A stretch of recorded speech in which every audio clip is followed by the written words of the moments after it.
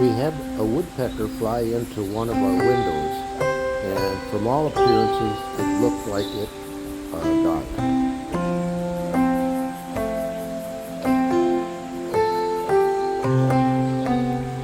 Notice the mate to the injured woodpecker sitting on the wall seems to be very agitated.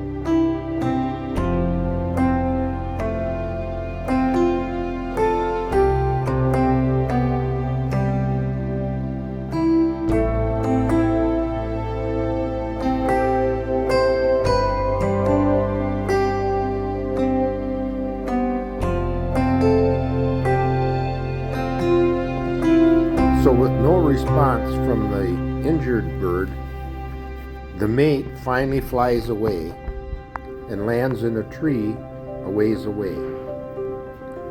But in the meantime, the injured bird starts to come back alive or awake.